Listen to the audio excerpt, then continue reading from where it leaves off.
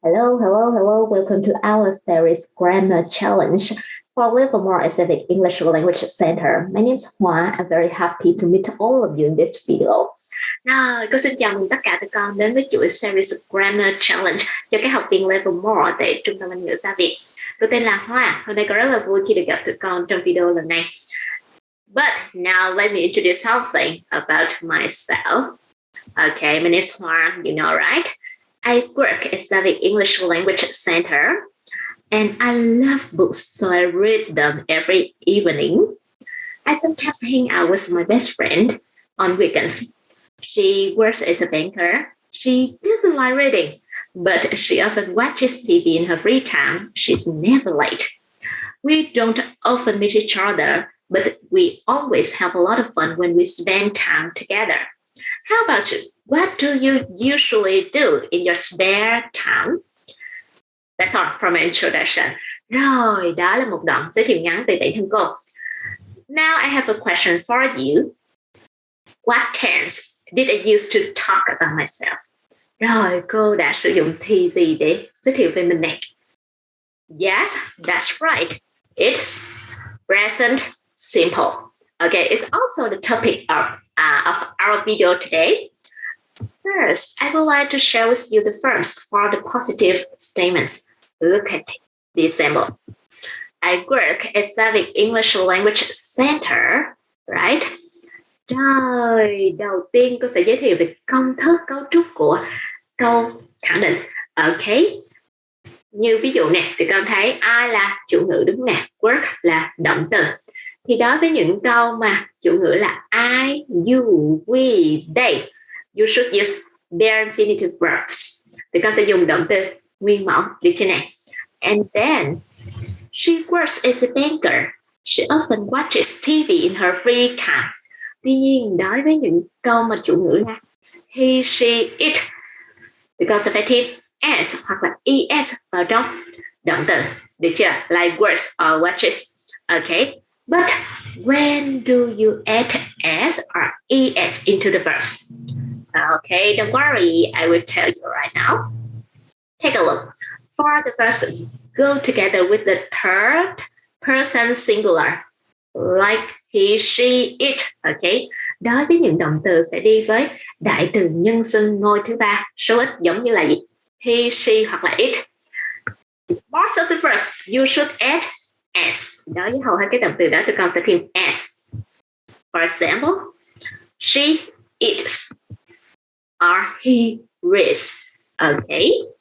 But for the verbs ending in ch, double s, sh, or x, or double z, you should add es. Đối với trường hợp này, những động từ mà kết thúc với những âm đuôi này, tụi con sẽ phải thêm es. Okay, can you give me some examples of this kind of verbs? Okay, like watch. Yes, Mary watches. Or watch. He watches. Well done. Okay. Another case. For the verbs ending in a consonant and y, what should you do? Rồi, còn đối với những động từ mà kết thúc bằng một phụ âm và y, thì tụi con sẽ phải làm như thế nào? Let's take a look. You should change y to I and add es. Lúc này tụi con sẽ chuyển y thành I và sau đó thêm es.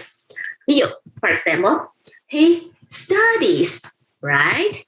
And she always tries her best. Okay?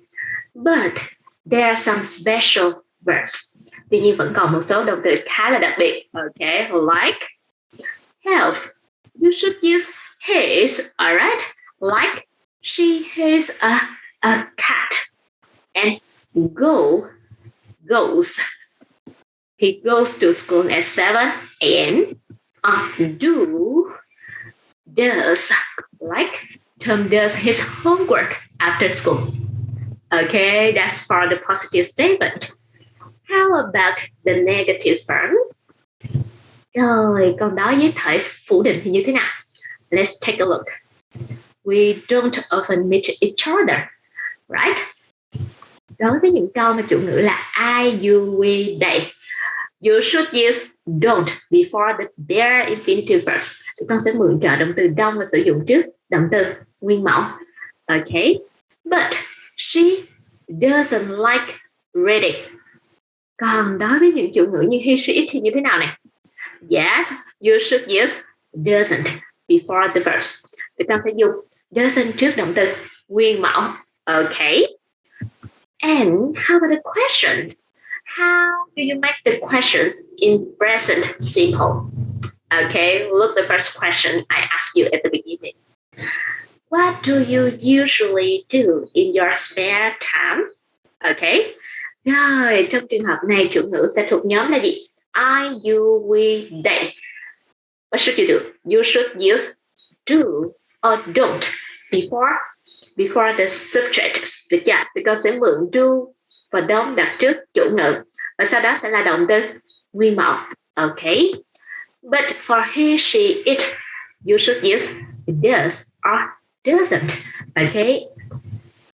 Đối với he, she, it, tụi con sẽ sử dụng trợ động từ does hoặc là doesn't trước chủ ngữ. Okay.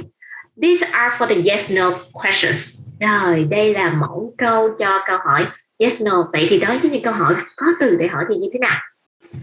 Yes, you just put the question words at the beginning. Lúc này thì con chỉ cần để từ để hỏi ở đầu câu hỏi là được. It's okay, like what do you do? Alright, so good. That's all for the verbs. But there is a very special verb. Can you guess what it is? Yes, that's right. It's be. How many forms of be in present simple? Rồi, đối với động từ be mình có bao nhiêu hình thức ở thì hiện tại đơn này? Yes, there are 3, right? Am, are, and is. Well done. But when do you use them? Nhưng mà tụi con sẽ sử dụng khi nào? Look, I am, okay. You, we, they are, alright. He, she, it, is, okay.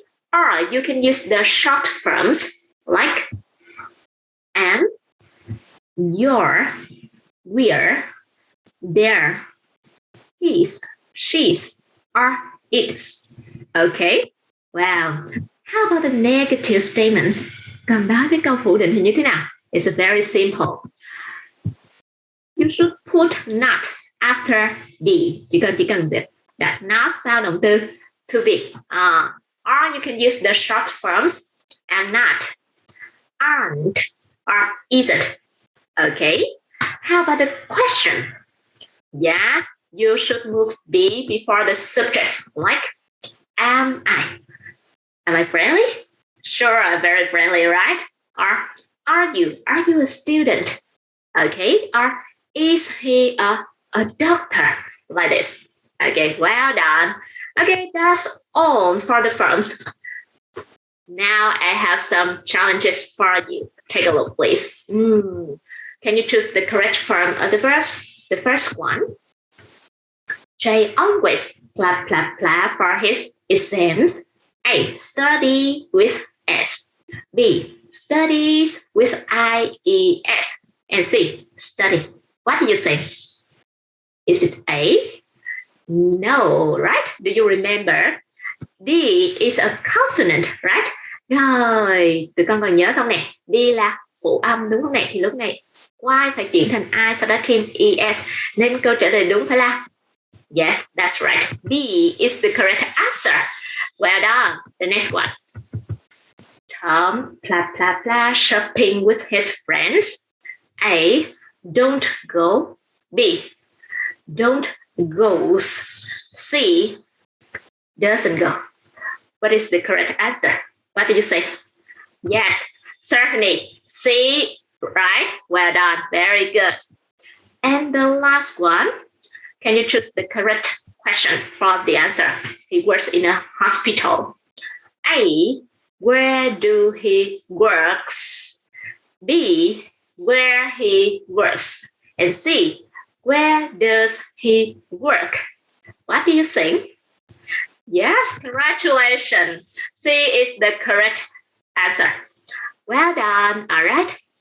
But how do you know when should you use the present simple? Okay, I will share with you some uses of the terms.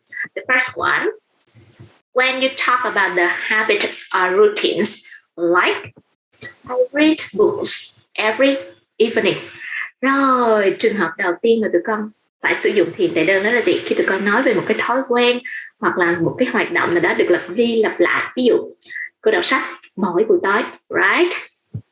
Or when you tell about the truths or facts, like the sun rises in the east. Hoặc là khi tụi con nói về một cái sự thật hiển nhiên luôn luôn đúng, right? Giống như là mặt trời thì phải luôn luôn mọc ở hướng đông, right? Okay, well done. Or when you talk about the states, like I love traveling. Rồi, hoặc là khi tụi con nói về một cái trạng thái như là yêu, thích, ghét, cảm giác như thế nào thì tụi con cũng sử dụng hiện tại đơn. Or when you tell about the permanent situations, like I live in Vĩnh Long.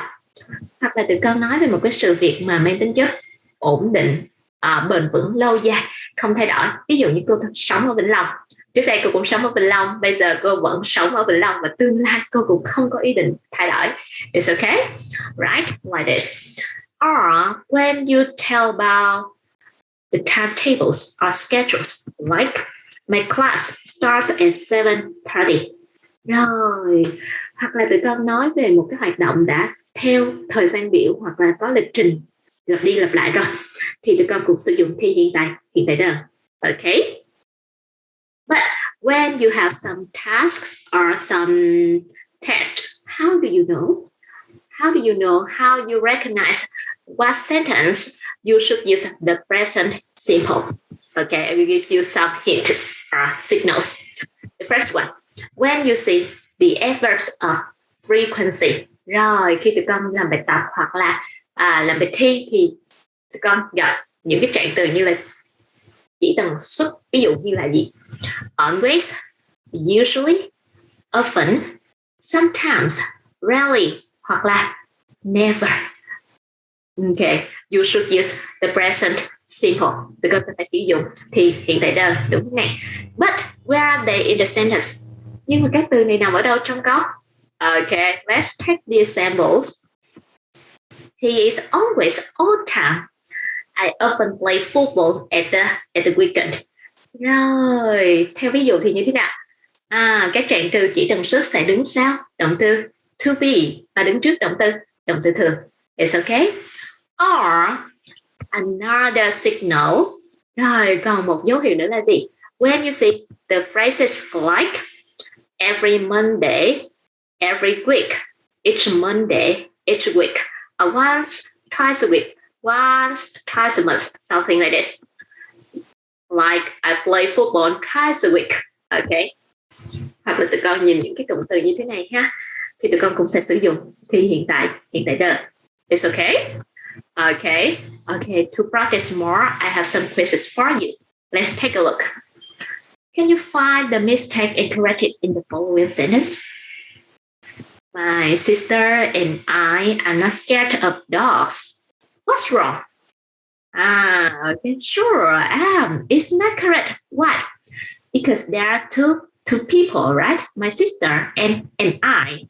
So you should use are, not am. Okay, well, the next one. Mary often watches TV every evening. It seems correct. Câu này có vẻ đúng nhỉ?